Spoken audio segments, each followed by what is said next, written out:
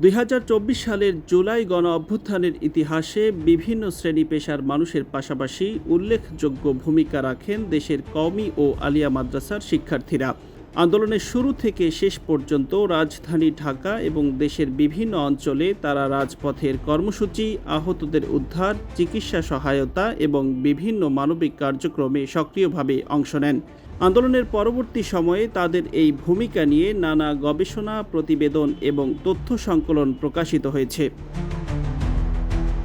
আন্দোলনের উত্তপ্ত দিনগুলোতে যাত্রাবাড়ী, উত্তরা, মহাখালী, টঙ্গীসহ রাজধানীর বিভিন্ন এলাকায় মাদ্রাসা শিক্ষার্থীদের সক্রিয় উপস্থিতি দেখা যায়। প্রত্যক্ষদর্শীদের ভাষ্য ও বিভিন্ন প্রতিবেদনে উঠে এসেছে, সংঘর্ষের সময় অনেক শিক্ষার্থী সামনের সারিতে অবস্থান নেন। একই সঙ্গে আহত আন্দোলনকারীদের নিরাপদ স্থানে সরিয়ে নেওয়া, হাসপাতালে পৌঁছে দেওয়া এবং রক্তদানের মতো মানবিক কর্মকাণ্ডেও তারা গুরুত্বপূর্ণ ভূমিকা রাখেন।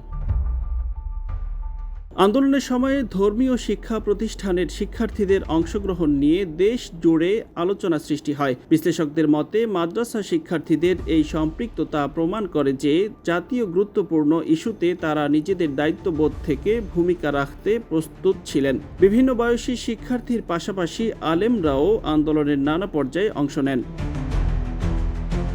জুলাই আন্দোলনে মাদ্রাসা শিক্ষার্থী ও আলেমদের হতাহতের সংখ্যা নিয়ে বিভিন্ন সময় ভিন্ন ভিন্ন তথ্য প্রকাশিত হয়েছে। সম্প্রতি তরুণ আলেমদের সংগঠন সাধারণ আলেম সমাজ শাহ-আস দীর্ঘ প্রায় 10 মাসের অনুসন্ধানের ভিত্তিতে দাবি করেছে, আন্দোলনে 85 জন মাদ্রাসা শিক্ষার্থী ও আলেম শাহাদাত বরণ করেছেন। সংগঠনটির দাবি, শহীদ পরিবারের সাক্ষাৎকার, প্রত্যক্ষ ঘটনা প্রবাহ এবং সরকারি গেজেট সহ বিভিন্ন তথ্য যাচাই করেই এই তালিকা প্রস্তুত করা হয়েছে।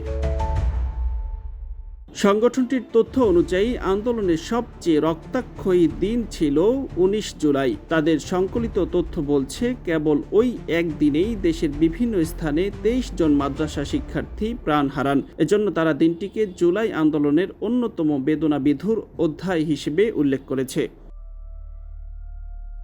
এদিকে মাদ্রাসা শিক্ষার্থীদের অবদান নিয়ে দেশি বিদেশি বিভিন্ন সংবাদ মাধ্যমেও প্রতিবেদন প্রকাশিত হয়েছে। এসব প্রতিবেদনে আন্দোলনের সময় তাদের সাহসিকতা, ঝুঁকি নিয়ে আহতদের উদ্ধারের চেষ্টা এবং সংঘর্ষপূর্ণ এলাকায় সক্রিয় উপস্থিতির বিষয়গুলো বিশেষভাবে উঠে এসেছে।